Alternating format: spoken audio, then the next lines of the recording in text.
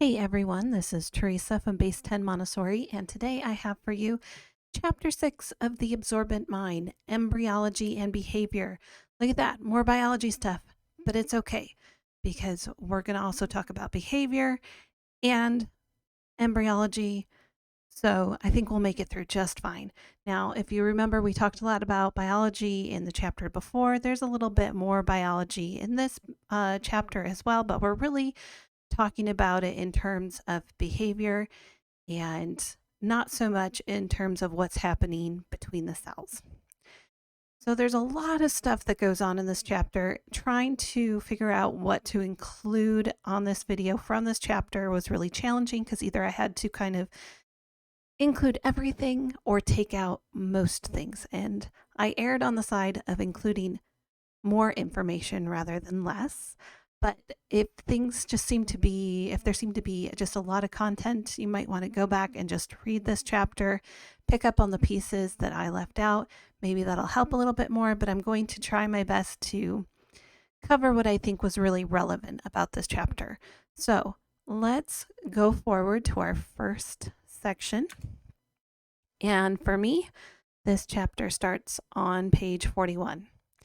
And Maria Montessori says, each of the phases we have traced in the embryo's development is common to all the higher animals, including man.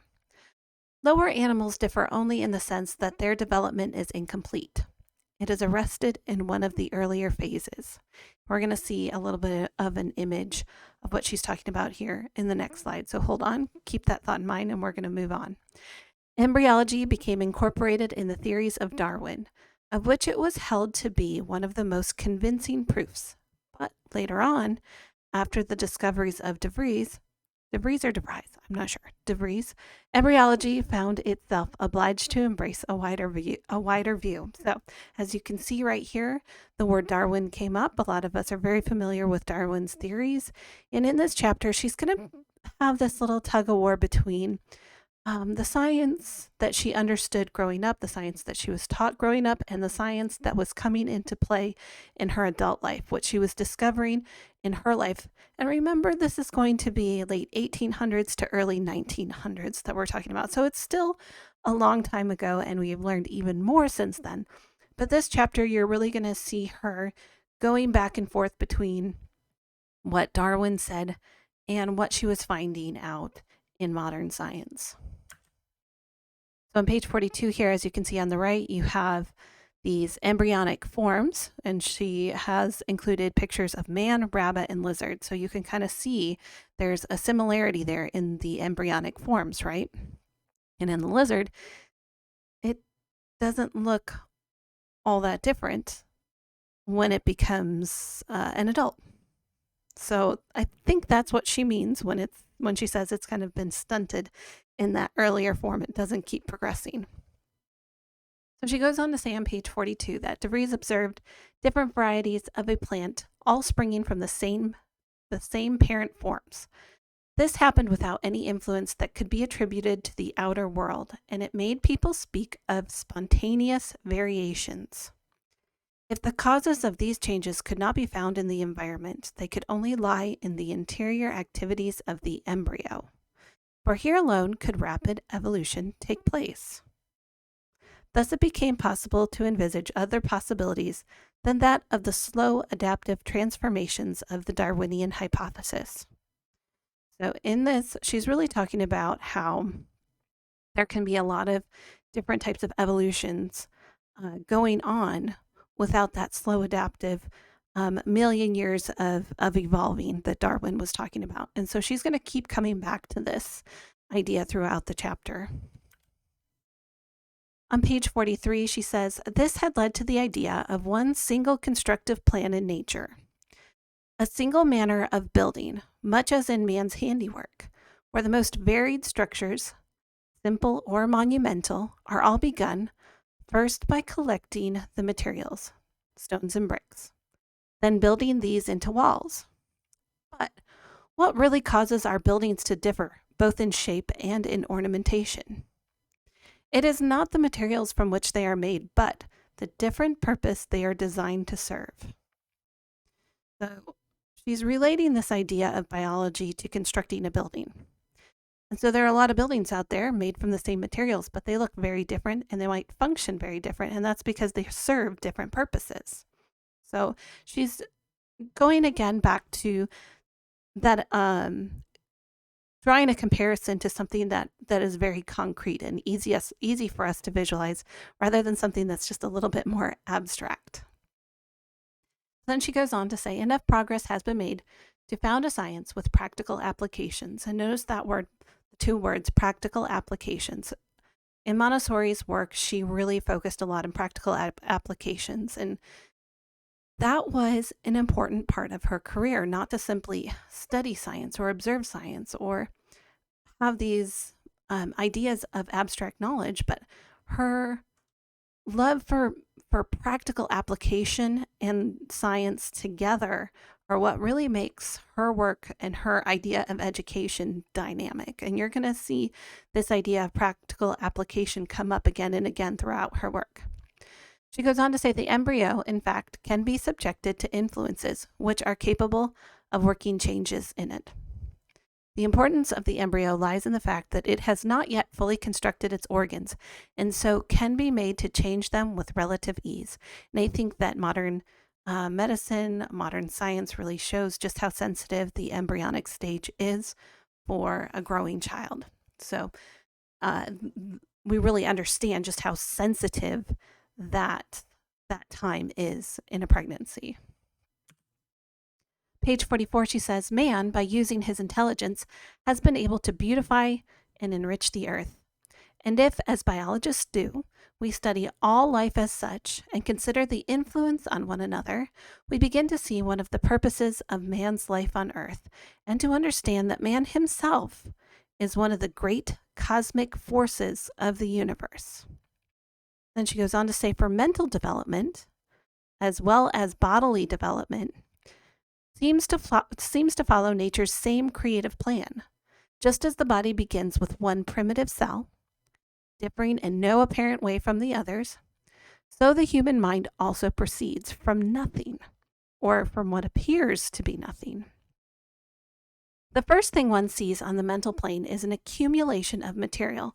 Again, go back to what she was talking about on the accumulation of material with the building, right? We're going to go back to that image right now.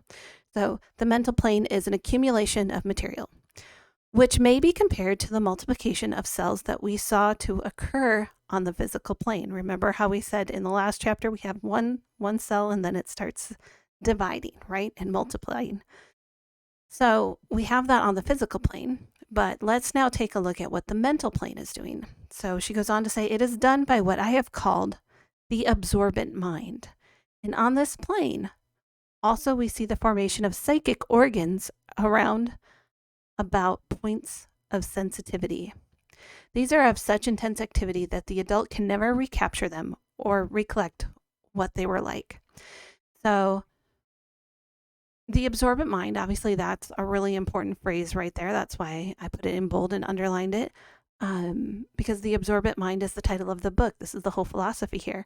So she's really talking about that mental organ of the mind. So this is a really, really important concept right here that we're talking about in the mental plane, that accumulation, that starting with what seems to be nothing, and then it grows into this powerful thing that becomes one of the great cosmic forces of the universe. And then she goes on to talk about the psychic organs, which in other chapters, you know that the word psychic is not used as the supernatural term with Montessori, but more think of it in terms of when she says psychic, the mental organs, the organs that really don't have those physical formations like the lungs and the physical organs in the body. So the mental organs are the psychic organs here. And she talks about these points of sensitivity. And we've talked a little bit about this so far. The points of sensitivity are the sensitive periods. And the sensitive periods are language, order, refinement of the sense, and refinement of movement, which for the 3 to 6 age group, and really the 0 to 6 age group, but for the age group that I'm trained in, which is 3 to 6 years old, these are extremely important. We know that the children have these 4 sensitive periods, and They are, we'll go into these deeper, so I'm not going to spend too much time right now, but these are really important to keep in mind because there's the windows of opportunity for the child to perfect something about themselves. And if they don't do it during these points of sensitivity, that window disappears and it becomes even more difficult later on to try and make up for any deficits in those areas later on. So on page 45, she says, each of these powers has its own special interest. So we're talking about the sensitive periods right here. And this form of sensitivity is so lively that it leads its possessor to perform a certain series of actions. None of these sensitivities occupies the whole period of development. Each of them lasts long enough for the construction of a psychic organ. Again, those are the mental organs. And when it comes to mental organs, memory, language, order, those are all types of the mental organs there. Once that organ is formed, the sensitivity disappears. But while it lasts, there is an outpouring of energy incredible to us who have outgrown it so completely that we can no longer remember ever having had it. When all the organs are ready, they unite to form what we regard as the psychic unity of the individual. So right here, she's talking about how those mental organs have to be formed. They're just like that germinal cell that starts with just one cell and starts multiplying. Again, the mental organs, they start being almost non-existent when the child is born. And then you have these sensitive periods that really are these windows of opportunities, and the child has this vital urge, this impulse to perfect in those areas. And then they're bringing about those mental organs and they're connecting them physically to the body. And that's what happens during these points of sensitivity.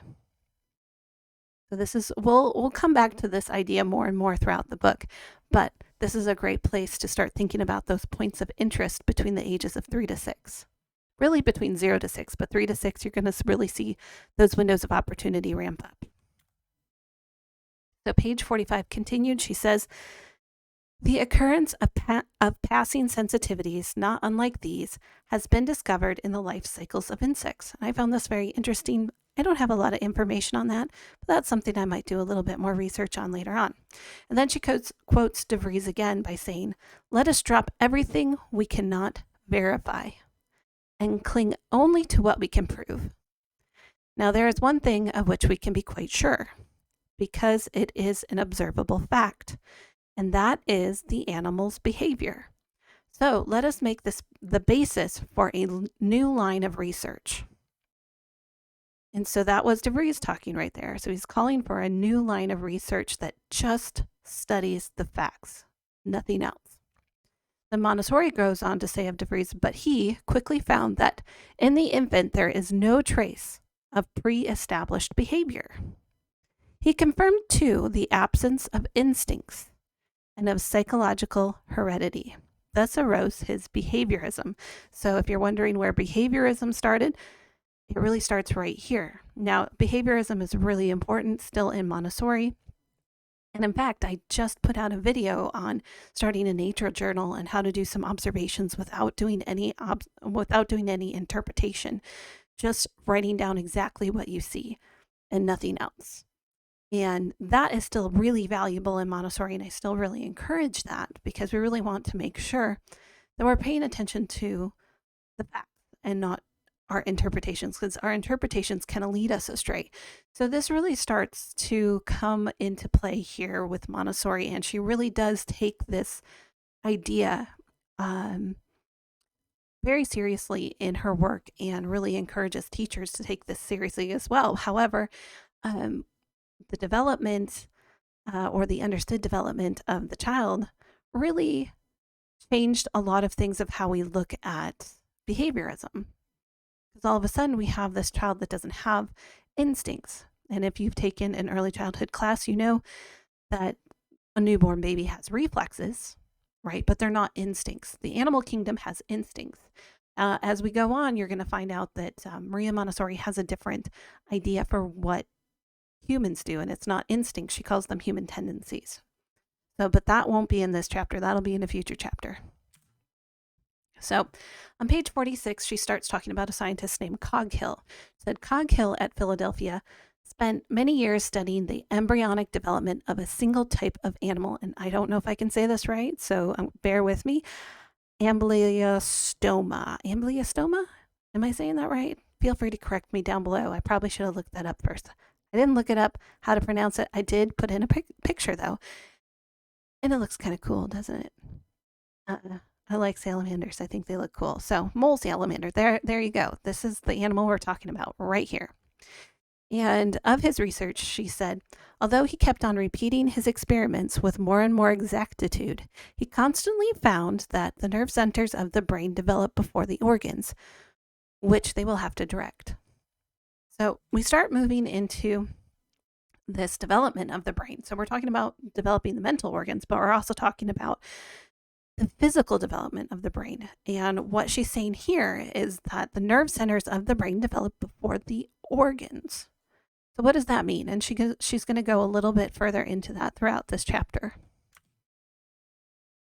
On page 47, she says, from this, not only does it follow that behavior is inherited, as already supposed of instinct, but also there is born this new idea that the organs become shaped in accordance with the creature's cycle of behavior in its environment. In fact, we are always meeting in nature with admirable examples of those close correspondence between the forms of the organs and the offices they fulfill. So here she's really talking about how the body is developing for purpose, for function, right? What started out as one little cell and then started multiplying, dividing and multiplying. And then all of a sudden, we're developing these specializations, like we talked about in last chapter. We're talking about the specializations, and now we're talking about how they are, how they're developing for purpose, but also we're going back to the creature's cycle of behavior in its environment, and that is also impacting development at the same time. So on page 47, continued, she says, she starts talking more about purpose, the purpose of living creatures, because now we really talked about a lot about biology, right? And the fact that the organs develop for a purpose. Everything becomes specialized and starts developing for a purpose. So now we're talking about humans as a whole here. We're going to start talking about the body and the human all together for purpose. And she says the purpose of the living creatures in this world cannot surely be only to live, to survive in the struggle for existence, each trying to get the best it can out of its surroundings for its own benefit in a kind of free-for-all scramble as envisaged by the Darwinian explanation of evolution. So she says, oh, that's not enough. Darwin didn't quite get it right there. He didn't go far enough. She says, the life force does not seem to go straight ahead to achieve an ever greater perfection in sequence of improving forms. Perfection in itself does not seem to be the true goal of life. So this idea of the survival of the fittest from Darwin, she said, there's something lacking here because it doesn't take into account the rest of creation. It doesn't have this interconnection to it. So she says, so here is a great new upheaval in our ideas. From this fresh point of view, the purposes of the living seem to be related rather to the doing of work needed by the environment. So what she's doing here, she's taking Darwin's idea of saying, okay, I understand that humans want to perfect themselves or that animals are gearing up for this perfection, but that's not enough. We have to do purposeful work that's needed by the environment. And so she starts linking in the importance of the environment on the individual and the individual on the environment. So that's this relationship that's going on here. On page 48, she says, the harmony of nature on the Earth's surface is produced by the efforts of countless living beings, each of which has its own duties. These are the forms of behavior that we observe. And it follows that such behavior serves purposes far beyond the mere ministering of each to its own vital needs. The idea of evolution can no longer be entertained in its old linear form. which was that of a series of progressive steps towards an indefinite perfection. So here she's talking about not just meeting our own needs, but that we are living in context with one another, and that needs to be brought into the fold of modern science. We really need to examine not just one person's quest for perfection, but the context in which living things interact and are connected to one another. On page 49, she says the most useful and enlightening parts of modern knowledge are on its practical side. Again, there's that word practical again, having to do with application, like how does this affect us? So she says, for here the vision of evolution is completed by the action of living things on the environment, and this brings us nearer to the unity of truth. Their functioning in this sense is the most impressive and conclusive thing about them. Life is not present on the earth merely to preserve its own existence, but to carry on a process vital to all creation, and therefore necessary for everything that lives. So here she is painting that picture of being interconnected. We're not living for ourselves. We must live for each other.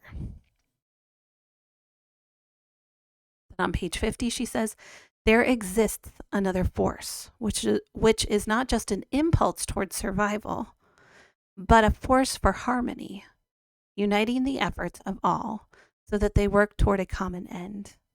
And this might be where you have heard a lot about Montessori before in peace education. Now, peace education and Montessori, it's not part of my curriculum.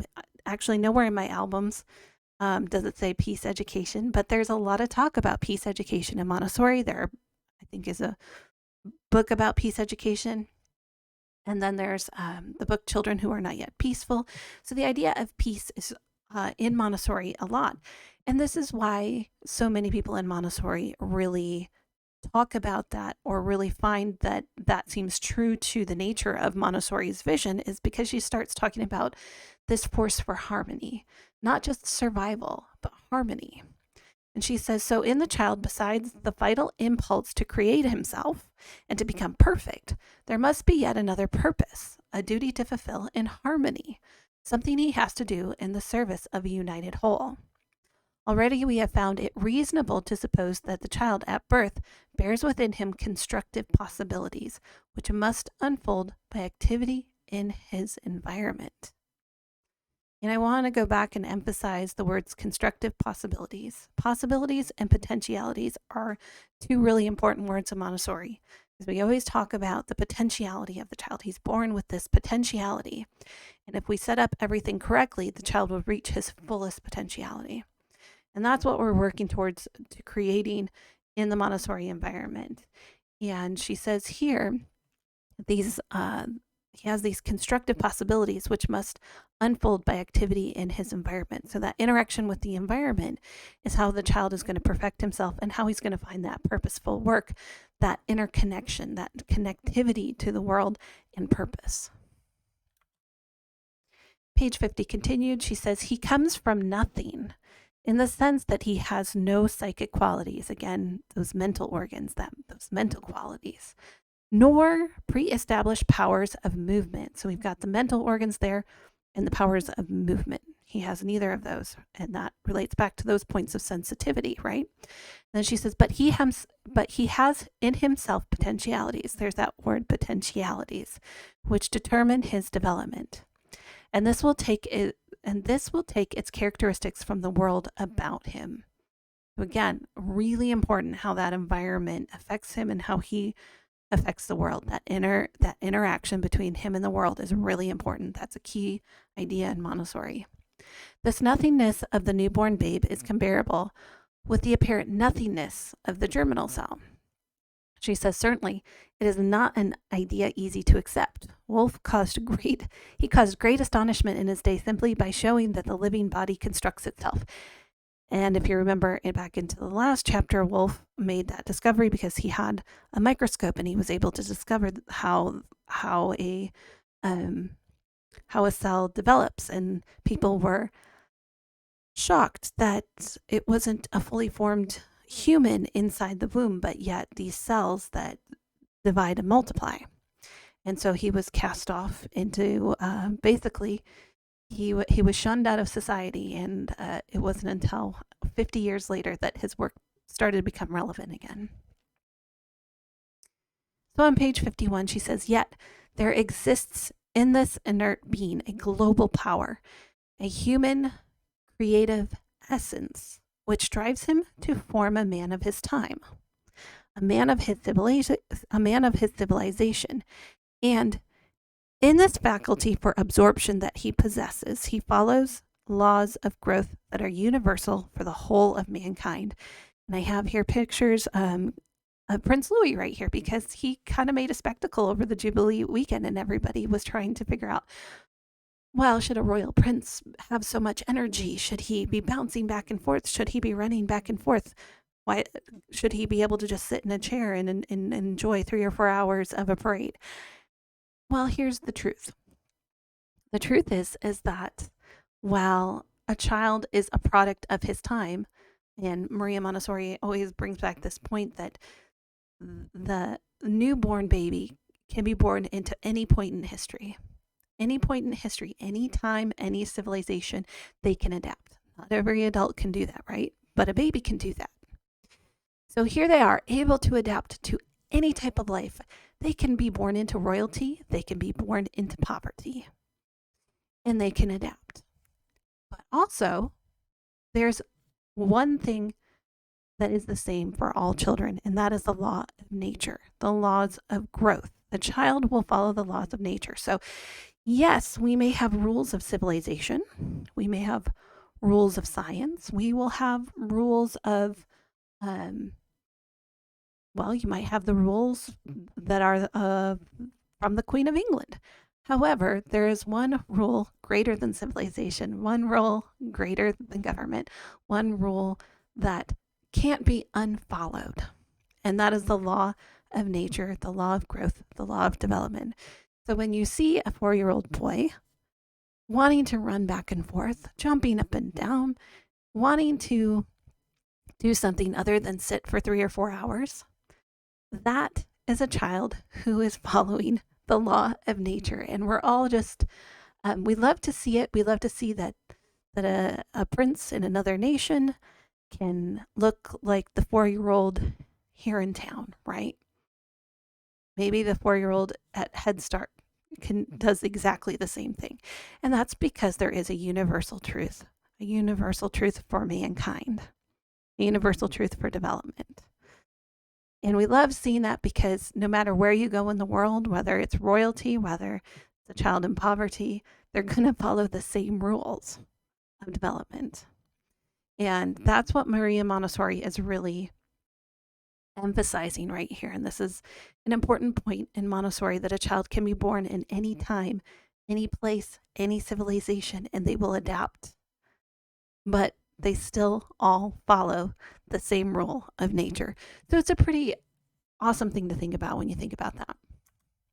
And on page 50 to 51, just to give a little bit more clarity on what she's saying here, she said, in her recent publication, now recent in this book means 1948, in her recent publication, Patterns of Culture, Dr. Ruth Benedict tells how a French missionary party pursuing modern ethnological studies came to Patagonia, where there are races still living, thought to be the most primitive on Earth. Their level and social habits are those of the Stone Age. These people, who have a terror of the white man, fled at their approach.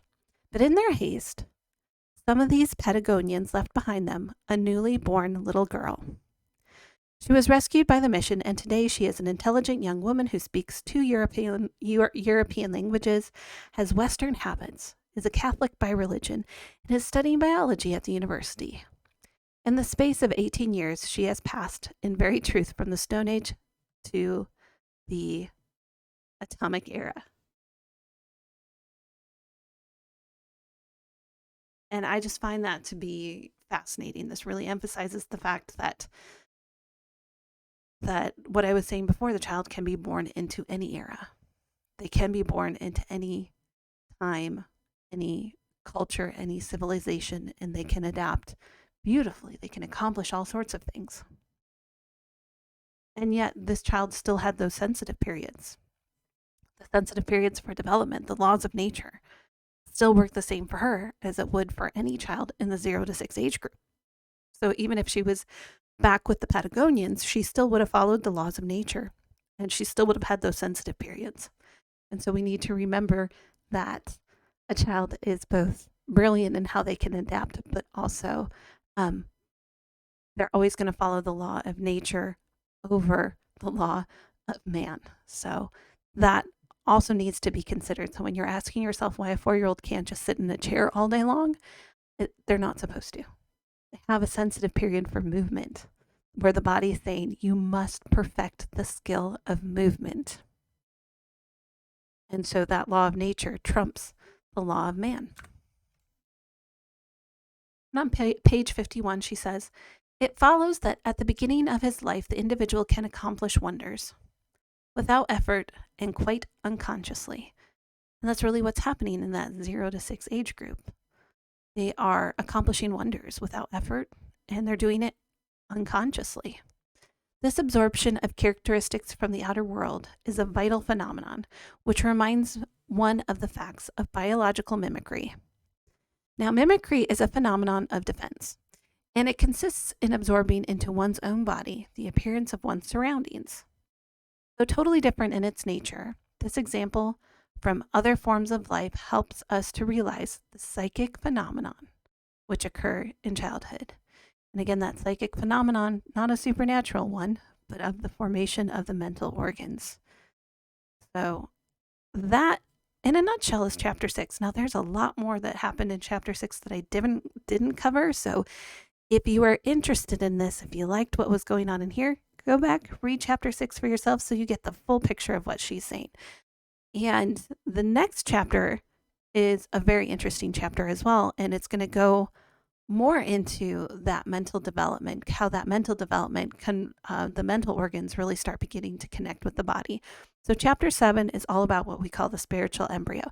So we'll get to that in the next video. But if you like this video, if you like what I'm doing here, give it a thumbs up, comment below, share it with others, and as always, subscribe to the channel so you can help me out, help me grow the channel, and I will see you in the next video.